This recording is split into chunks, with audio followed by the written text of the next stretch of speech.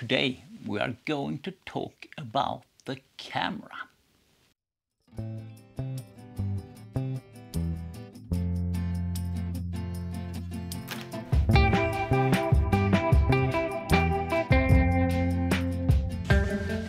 Hi and welcome to Photography 101. My name is Urban Anjar and today we are going to talk about the camera.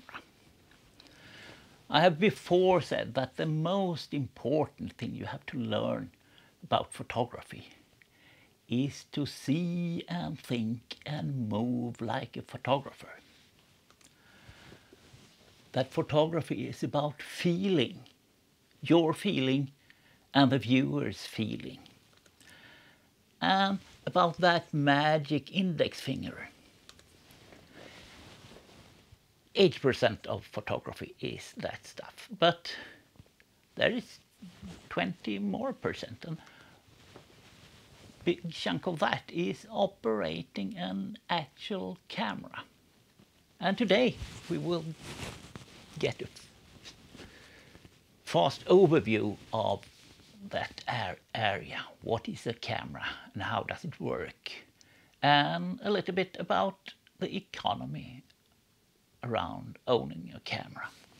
Later we will dive deeper into different nuts and bolts of cameras. Well, what is a camera? It's a box, a light-safe box with a sensor in the back and some kind of lens in the other end.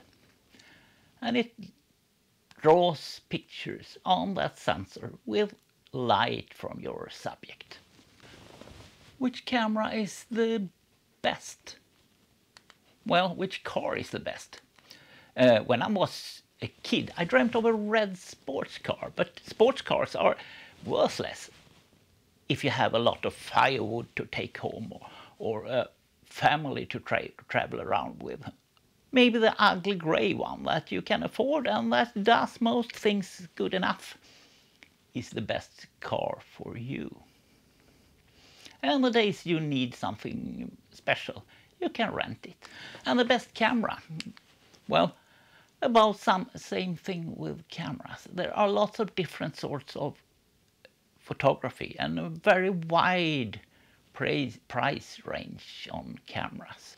There is no best camera for all. Your camera has to fit your kind of photography, your hands, and of course your budget. Apart from all super specialized and often super expensive camera gear, most cameras fall into three categories. You know about the telephone, of course, but next step on the ladder is a compact camera.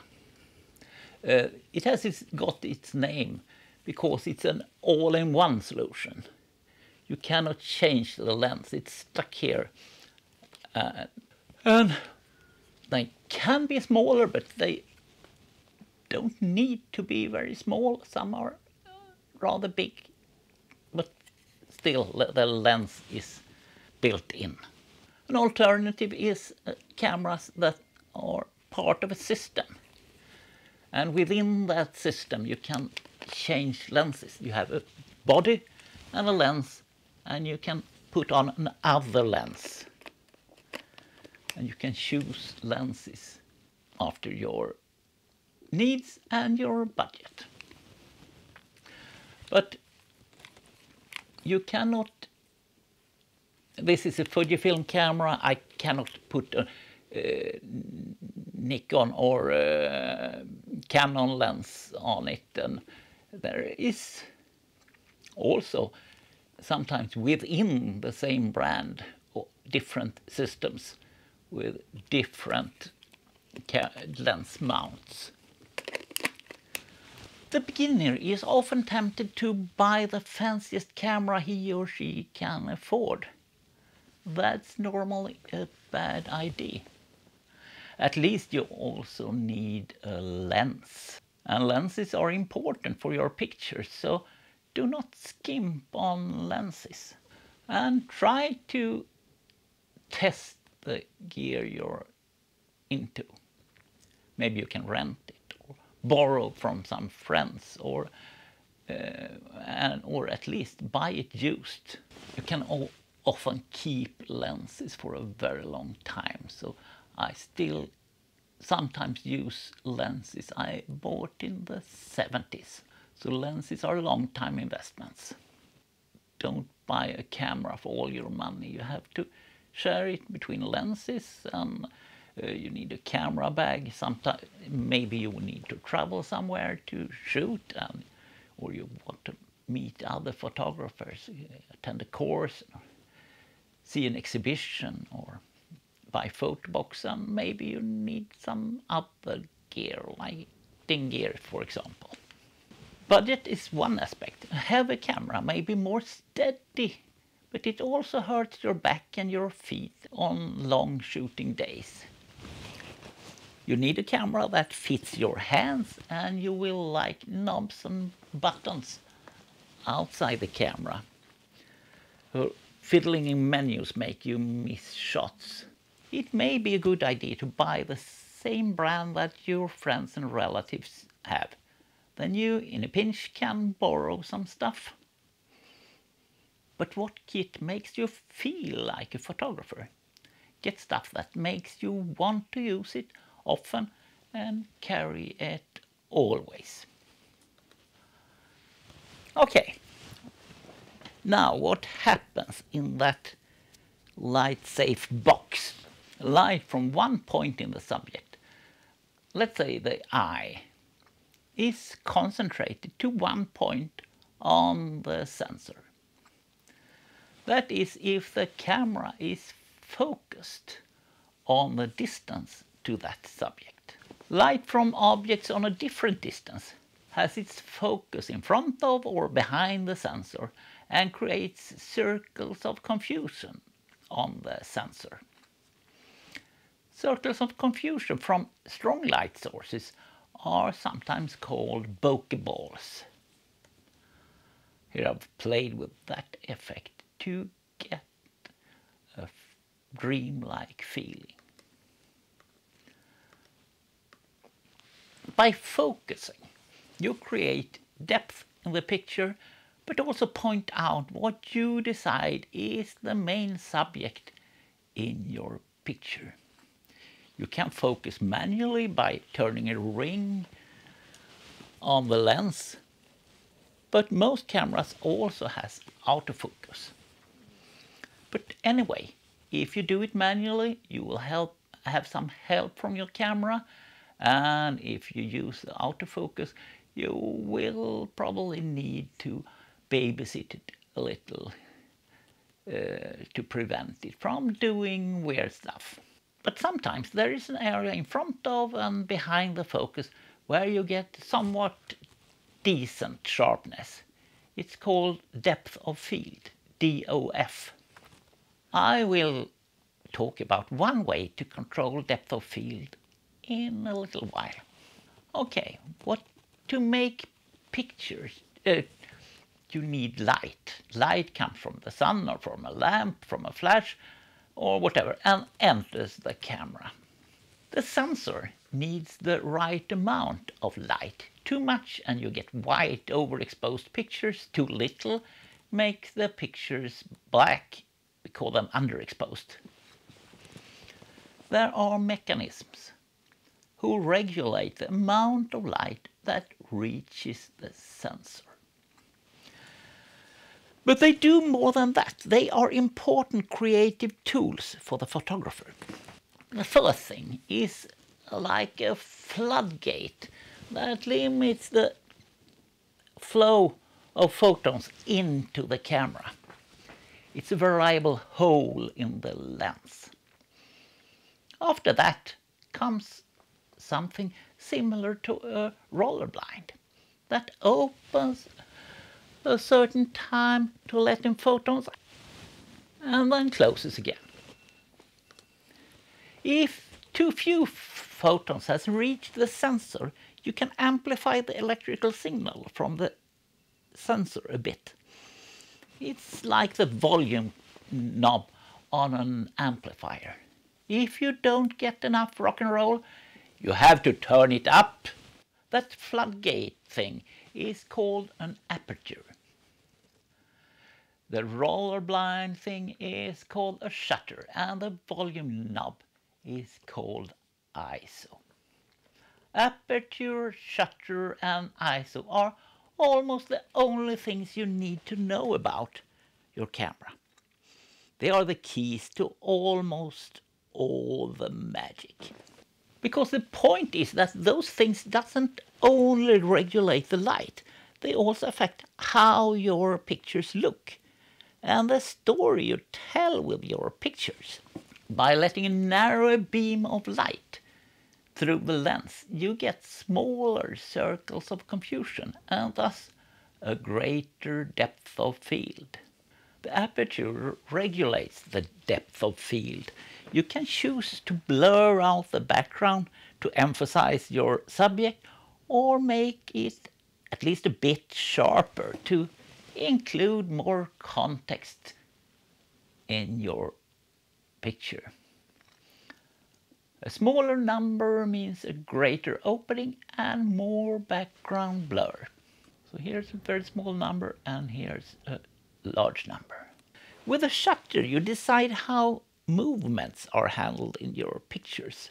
With long times you show the movement, with short times you freeze it. For the longer times you will need to put your camera on a tripod.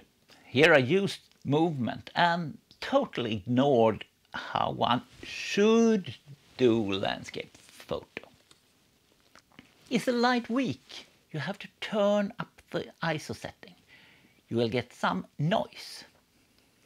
This is a part of a picture I've used in a print and in many YouTube clips. If the alternative is to go home without pictures, the choice is simple. Turn it up. Here I had to push things pretty hard. Pushing ISO to 400 or 800 or something will be barely noticeable with most cameras. How do you know what will get into the picture? Well, I look into the viewfinder. There I see exactly what's becoming the picture. There are different kinds of viewfinders. One common is the digital single lens reflex. There you have a mirror, blue in the pictures, in the middle of the body, and the image is reflected to a focusing screen, white in the picture. In most cameras there is a prism, violet, that turns the image right and to the photographer, who can see it in the viewfinder, gray. When the image is taken, the mirror is turned up, so the image hits the sensor, green. In a mirrorless camera, the viewfinder is electronic, and the image is created on a small electronic screen inside the camera. Does size matter? With film, there is large format. You might think that's, oh, this is the really old cameras, but they are still made. And large format is still used by some photographers for outstanding quality and the camera's adaptability to extreme shooting demands. Large format analog cameras are still produced by different companies. It's an expensive and extremely tedious process. You use sheet film for one picture. It could be 9 by 12 centimeters or larger. Early press photographers also used large format. Here Ouija with his speed graphic. Then we have medium format.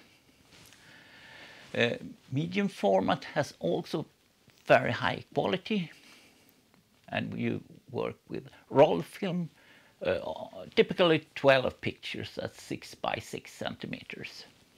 And then there is small format. Small format gives acceptable quality for many purposes. It's cassette film with typically 36 pictures at 24 times 36 millimeters. Relatively cheap and simple, and was early accepted for war zone and street photography and things like that, but later also for sports, travel, nature, and became the favorite for amateurs. Now we get to digital, and it's difficult and expensive to make large sensors. So the first digital cameras had very small sensors. Then the APS-C format became some kind of standard, at least for the consumer market. Then they managed to make small format sensor, and they call that full frame. But there is also medium format, not medium format exactly as large as the old ones, but still larger than full frame. So sensor size is always a trade-off. Bigger can be slightly better, but also larger, heavier, and more expensive. And the lenses for those sensors are also larger, heavier, and more expensive. And full frame is just a compromise, like all other sizes. Another hype is mirrorless. It's probably the future. But is now the proper time for you to jump on the bandwagon? The mirrorless cameras are smaller, lighter, quieter, and much better for filming. But you can get deals with or without a mirror. And you can find cheap DSLRs and lenses for them on the used market. DSLR can be a good way to get started with photography, but don't invest too much in it, because I think still that mirrorless is the future. Okay, that's all for this time, and we will see you another time. Bye!